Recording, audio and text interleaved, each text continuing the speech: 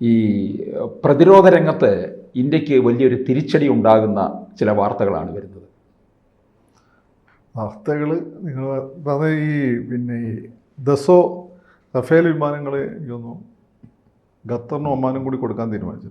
അത് മുമ്പ് അവർക്ക് മിറാഷ് വിമാനങ്ങളൊക്കെ അവർ ഗൾഫ് രാജ്യങ്ങൾക്ക് കൊടുത്തിട്ടുണ്ട്, ഇസ്രായേലിനും കൊടുത്തിട്ടുണ്ട്. ഇസ്രായേലിന് താരതമ്യേന ഔട്ട് ഓഫ് എന്താ പറയുക സ്റ്റേറ്റ് ഓഫ് ദ ടെക്നോളജി കൊടുത്തിട്ടില്ലായിരുന്നു. പഴയ വിമാനങ്ങൾ കൊടുത്ത് അവരെ നന്നായി എടുക്കുകയാണ് ചെയ്തത്. പിന്നെ റഫേൽ ചില ആഫ്രിക്കൻ രാജ്യങ്ങളും കൊടുത്തിട്ടുണ്ട്. അപ്പോൾ ഇത് ലേറ്റസ്റ്റ് വേർഷൻ ഖത്തറിനും ഒമാനും കൊടുക്കുമെന്നാണ് ഇപ്പം പറഞ്ഞിട്ടുള്ളത്, കരാറാകാൻ പോകുന്നത്. അപ്പം അതിലെ പ്രശ്നം കിടക്കുന്നതെന്ന് വെച്ചാൽ ഖത്തറും ഒമാനൊന്നും നമുക്ക് ശത്രുക്കളൊന്നുമല്ല. പക്ഷെ അവർ പാകിസ്ഥാനുമായിട്ട് മിലിറ്ററി അലയൻസ് ഉണ്ട്. അപ്പോൾ പാകിസ്ഥാന് സൈനികർക്ക് ഫ്രഞ്ച് പ്ലാറ്റ്ഫോമുകൾ, അതായത് മിറാഷ് റഫേൽ പ്ലാറ്റ്ഫോമുകൾ പരിശീലനം നൽകും എന്നവർ പറഞ്ഞിട്ടുണ്ട്. അപ്പോൾ സ്വാഭാവികമായിട്ടും നമ്മുടെ ഒരു ഏറ്റവും പ്രധാനപ്പെട്ട ഒരു ആയുധമാണ് ഈ റഫേൽ വിമാനങ്ങൾ. ഈ റഫേൽ വിമാനങ്ങൾ കാണിച്ചിട്ടാണ് നമ്മൾ പാകിസ്ഥാൻ മുമ്പിൽ ഇപ്പം സത്യത്തിൽ വീമ്പിളക്കുന്നത്. കാരണം അവരുടെ കയ്യിൽ അമേരിക്കൻ നിർമ്മിത F-16 വിമാനങ്ങളുണ്ട്. അപ്പോൾ F-16 വരെ നമ്മളെ കയ്യിൽ റഫേലുണ്ട്. റഫേൽ അതിനെക്കാട്ടും ഭേദപ്പെട്ടതാണ്. മാത്രമല്ല നമ്മൾ റഫേലിലേക്ക് പോകാനും കാരണം അമേരിക്കൻ യുദ്ധവിമാനങ്ങൾ ഓൾറെഡി പാകിസ്ഥാൻ്റെ കയ്യിലുണ്ട്. അപ്പോൾ അത് കിട്ടിയോണ്ട് നമുക്ക് പ്രത്യേകിച്ച് ഗുണമില്ല. കാരണം പാകിസ്ഥാനി ടെക്നോളജി അറിയാം. എന്നാൽ ഫ്രഞ്ച് ടെക്നോളജി അവരുടെ കയ്യിലില്ല എന്നുള്ളതാണ് ഒരു കാരണം. രണ്ട്, ഫ്രഞ്ച് ടെക്നോളജി ചൈനയുടെ കയ്യിലില്ല. ചൈനയുടെ കയ്യിൽ റഷ്യൻ ടെക്നോളജി ഉണ്ട്. അതുകൊണ്ടാണ് നമ്മൾ പുതിയ റഷ്യൻ യുദ്ധവിമാനങ്ങൾ വലിയ രീതിയിൽ വാങ്ങാതിരുന്നത്. അപ്പം ഇപ്പോഴത്തെ ഒരു പ്രശ്നമെന്ന് വെച്ചാൽ ഈ പാകിസ്ഥാൻ ഈ വിമാനങ്ങളുമായിട്ട് അടുത്ത് ഇടപഴകാൻ പാകിസ്ഥാനി പൈലറ്റുമാർ കഴിയുമ്പോൾ അവർക്ക് അതിൻ്റെ ഗുണങ്ങളും ദോഷങ്ങളും മനസ്സിലാവും.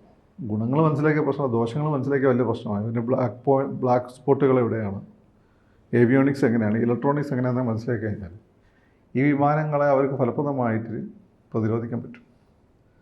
അതേസമയം F-16 പോലെ അവരുടെ കയ്യിലുള്ള അമേരിക്കൻ നിർമ്മിത വിമാനങ്ങൾ, അല്ലെങ്കിൽ ചൈനയിലെ J-20 പോലെയുള്ള അവരുടെ കയ്യിലുള്ള വിമാനങ്ങളെ എങ്ങനെ നമുക്ക് നോക്കാൻ പോലും കിട്ടിയിട്ടില്ല.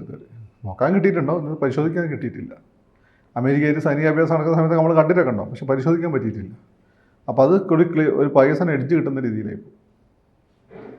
അപ്പം ഒമാനോട് ഖത്തറിനോടൊന്നൊക്കെ ചെയ്ത് കൊടുക്കണ്ടെന്ന് പറയാൻ നമുക്കോട്ട് പറ്റിയില്ല. കാരണം വെച്ചാൽ അവർക്ക് പാകിസ്ഥാനെ വേണം, നമ്മളെയും വേണം. മനസ്സിലായില്ലേ? അതാണ് ഇതിൻ്റെ ഒരു പ്രശ്നം.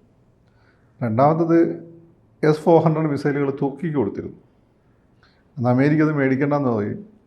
അത് മേടിച്ചതുകൊണ്ടാണെന്ന് തോന്നുന്നു അവർ F-35 വിമാനങ്ങൾ, അത്യന്താധുനിക 5th ജനറേഷൻ ഫൈറ്റർ ജെറ്റ് തുർക്കി, നാറ്റോ അംഗമായ തുർക്കി മാത്രം കൊടുത്തിട്ടുണ്ടായിരുന്നില്ല. അപ്പോൾ എർദോഗൻ ഇപ്പം പറഞ്ഞതെന്ന് വെച്ചാൽ S-400 ഞങ്ങൾക്ക് വേണ്ട എന്നോ. അപ്പോൾ അദ്ദേഹത്തിന് ഈ F-35 വിമാനങ്ങൾ കിട്ടാൻ വേണ്ടിയിട്ട്, അപ്പോൾ F-35 വിമാനങ്ങൾ ഉണ്ടാക്കുന്നതിൽ വലിയ മുതൽ മുടക്ക്, സാമ്പത്തികമായിട്ട് മുതൽ മുടക്ക് നടത്തിയിട്ടുള്ള രാജ്യമാണ് തുർക്കി. അപ്പോൾ അവരെ സംബന്ധിച്ചിടത്തോളം F-35 കിട്ടിക്കഴിഞ്ഞാൽ ഒരു ഗുണമെന്ന് വെച്ചാൽ ഇസ്രായേലുമായിട്ട് പിടിച്ചു വെക്കാൻ പറ്റും. പിന്നെ ഒരു യൂറോപ്പിലെ മറ്റ് ശക്തികൾക്ക് ഒപ്പം തന്നെ തുല്യ ശക്തിയായിട്ട് മാറും. യൂറോപ്പിലെ ഏറ്റവും വലിയ സൈന്യമാണ് തുർക്കി സൈന്യം എന്നുള്ളത്. അപ്പം അതിനൊരു കാരണമെന്ന് വെച്ചാൽ ഈ തുർക്കിക്ക് F-400 മേടിക്കുന്നതിന് മുമ്പ് തന്നെ ഈ വിമാനങ്ങൾ F-35 കൊടുത്തിരുന്നില്ല. അത് കാരണം തുർക്കി ഒരു മുസ്ലിം രാജ്യമായതുകൊണ്ടാണ്. നാറ്റോയിലുള്ള ഒരേ ഒരു മുസ്ലിം രാജ്യമാണ് തുർക്കി. അപ്പം ഇപ്പം എന്താ വെച്ചാൽ ഇന്ത്യക്ക് ഒരു പണിയും കൂടി കൊടുക്കാൻ വേണ്ടി ട്രംപ് വന്നിട്ടുണ്ടാവും. F-35 തരാം, S-400 ഉപയോഗിക്കരുത്. അപ്പോൾ ഉപയോഗിക്കാത്ത S-400 റഷ്യക്ക് തിരിച്ചെടുത്താൽ പ്രശ്നമില്ല. റഷ്യ നമുക്ക് തരും. കാരണം നമുക്ക് ഓൾറെഡി അവരുടെ യുദ്ധമൊക്കെ ആയതുകൊണ്ട് ഇവിടത്തുള്ള ഡെലിവറി ലേറ്റ് ആയിരിക്കുകയാണ്. അപ്പോൾ അതെടുത്ത് ഇവിടെ തന്നാൽ മതി. പക്ഷെ അവരത് തിരിച്ചു കൊടുത്തിട്ടില്ല. അത് അമേരിക്കയുടെ കൈവശത്തി കഴിഞ്ഞാൽ അതിൻ്റെ ലോകത്തെ ഏറ്റവും ഫലപ്രദമായിട്ടുള്ള ആൻറ്റി മിസൈൽ ഡിഫൻസ് സിസ്റ്റമാണ് S-400. ഇപ്പോൾ S-500 വരുന്നു, അത് ഇന്ത്യക്ക് തരാൻ തോന്നിയിട്ടുണ്ട്.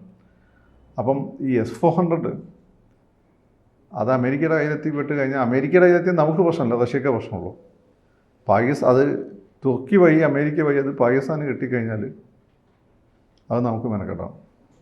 പിന്നെ അതിനെ അവർക്ക് മറികടക്കാനുള്ള സിസ്റ്റം അവർ കണ്ടുപിടിക്കും, അല്ലെങ്കിൽ അവർ ഒപ്പിച്ചെടുക്കും. അപ്പോൾ ഇങ്ങനെ രണ്ട് പ്രശ്നങ്ങൾ നമ്മൾ നേരിടുന്നുണ്ട്. ഇത് വലിയ നമ്മളെ മാധ്യമങ്ങൾ വലിയ ന്യൂസ് കൊടുക്കാത്തത് എന്തുകൊണ്ടാണെന്ന് വെച്ചാൽ അത് നമ്മളെ പാനിക്കാക്കണ്ട എന്ന് വിചാരിച്ചിട്ടാണ്. നമ്മളെ പാനിക്കാക്കണ്ടെന്ന് വിചാരിച്ചിട്ടാണ്. പക്ഷെ ഇങ്ങനെ ഇതൊരു വിഷയമാണ്. എനിക്ക് തോന്നുന്നു ഇന്നലെ ട്രംപ് മോഡിയായിട്ടൊക്കെ സംസാരിക്കുകയുണ്ടായി. മോദി അങ്ങോട്ട് മോഡി അങ്ങോട്ട് വിളിച്ചു എന്ന് നമ്മൾ പറയുന്നു, അയാൾ ഇങ്ങോട്ട് വിളിച്ചു നമ്മൾ പറയുന്നു, മോഡി അങ്ങോട്ട് വിളിച്ചെന്ന് അവർ പറയുന്നു. ഏതായാലും അവർ സംസാരിച്ചിട്ടുള്ള സത്യമാണ്. അപ്പോൾ ഇതുകൊണ്ട കാര്യം ഈ രീതി അമേരിക്കൻ്റെ പ്രഷർ ഇങ്ങനെയൊക്കെ തന്നെയാണ്, പ്രഷർ ടാക്ടിക്സ് ഈ രീതിയിലൊക്കെയാണ് അവർ പിടിക്കുക. ഇപ്പം തന്നെ രൂപയുടെ മൂല്യം കുത്തനെ 100-ന് ഗുജറാത്തിലൊക്കെ ഉള്ള പല എണ്ണ വ്യവസായികളും വലിയ പ്രശ്നത്തിലാണ്, പല ആളുകളും. ഏവിയേഷൻ സെക്ടറിൽ വലിയ പ്രശ്നമുണ്ടായി. ഇങ്ങനെയായി ഈ അമേരിക്കയുടെ കളിച്ചാലുള്ള പ്രശ്നം നേരിട്ട് ഇന്ത്യ പോലുള്ള രാജ്യങ്ങൾ നേരിട്ട് കളിക്കില്ല, ഇങ്ങനെയുള്ള പ്രശ്നം ഉണ്ടാവുക. അപ്പം ഇത് നമ്മളെ മീഡിയ വലിയ രീതിയിൽ അഡ്രസ്സ് ചെയ്യാത്തതുകൊണ്ട് മീഡിയ കുറച്ചൊക്കെ ഇപ്പം ദേശസ്നേഹം കാണിക്കുന്നതുകൊണ്ടാണ് നമ്മൾ അറിയാതെ പോകുന്നത്. AVM മറ്റേ എയർപോർട്ടുകളൊക്കെ വലിയ വിഷയമായിരുന്നു നടന്നുകൊണ്ടിരുന്നത്. അതൊരിക്കലും ഈ പറയുന്ന ഭാട്ടിയ പ്രദേശ് പിന്നെ ഇതിൻ്റെ മുതലാളിമാർ, അതായത് ഇൻഡിഗോയുടെ ഇന്ത്യ വിരുദ്ധരായതുകൊണ്ടല്ല, അവർ വലിയ ദേശസ്നേഹികളാണ്. അവരൊരു ഗതികേടാണ്. കാരണം അവർ ഏറ്റവും കൂടുതൽ ഉപയോഗിക്കുന്ന എയർബസിൻ്റെ ഫ്ലൈറ്റുകളാണ്. എയർബസിൻ്റെ ഫ്ലൈറ്റുകളെല്ലാം തന്നെ നമ്മളിവിടെ മുമ്പ് ഡിസ്കസ് ചെയ്തതാണ്. ടെക്നോളജി ഈ സൂര്യപ്രകാശം ഏറ്റിട്ട് അതിൻ്റെ സോഫ്റ്റ്വെയറുകൾ കേടാവുന്നതുകൊണ്ട് ആ ഒരു പ്രശ്നം പരിഹരിക്കാൻ വേണ്ടിയിട്ട് നല്ല കാര്യമാണ്, അവർ ഗ്രൗണ്ട് ചെയ്തിരിക്കുകയാണ് പല ഘട്ടങ്ങളിലായിട്ട്.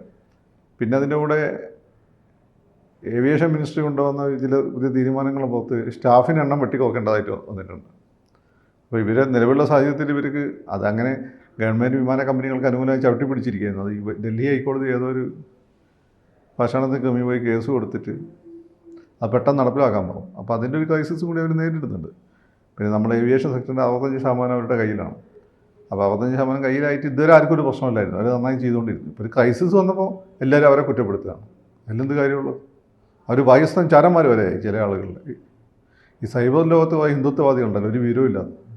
അതായത് ഇത്രയും കാലം അവർ ദേശസ്നേഹികളായിരുന്നു, അധോനിയൊക്കെ. എന്തെങ്കിലും ഒരു പ്രശ്നം വന്ന് അവർക്കൊന്നും ചെയ്യാൻ പാടില്ല, രാജ്യദ്രോഹികൾ. അതെങ്ങനെയാണ്?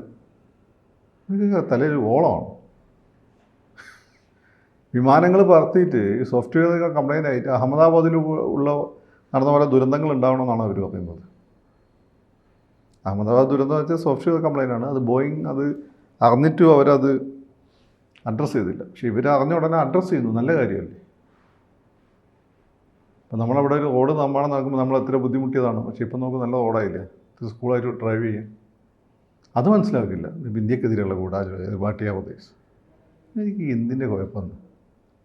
ഈ ലോകത്ത് എല്ലാ സിസ്റ്റത്തിലും ഈ പ്രശ്നം ഉണ്ടാവും. അപ്പം അതെൻ്റെ വേറൊരു കാര്യം ഞാൻ പറഞ്ഞതാണ്, ഇപ്പം ഈ പറഞ്ഞില്ല. അപ്പോൾ വേറൊന്ന് ആ രീതിയിൽ ഈ ഇൻഡിഗോൻ്റെ മാനേജ്മെൻറ്റ് ആ രീതിയിൽ ഇന്ത്യ വിടുതലൊന്നല്ല. പക്ഷേ അമേരിക്ക ഇതിൻ്റെ ഇടയിലൊക്കെ അത് വഷളാക്കാൻ വേണ്ടി കളിച്ചിട്ടുണ്ടാവും.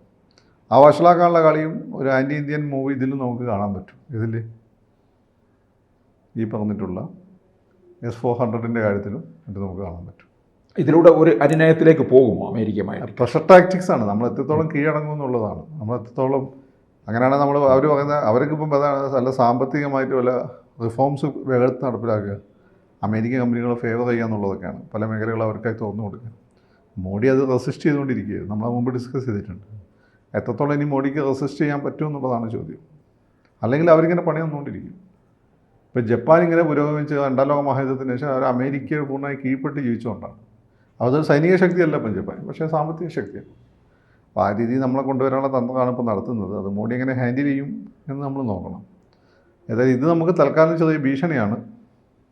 അത് എങ്ങനെ നമ്മുടെ ഗവൺമെൻറ് ഹാൻഡിൽ ചെയ്യുന്നു എന്ന് നമുക്ക് നോക്കാം. കൂടുതൽ വാർത്തകളും വിശേഷങ്ങളും നിങ്ങളിലേക്ക് എത്താൻ ABC മലയാളം സബ്സ്ക്രൈബ് ചെയ്യുക, ബെൽ ബട്ടണും അമർത്തുക.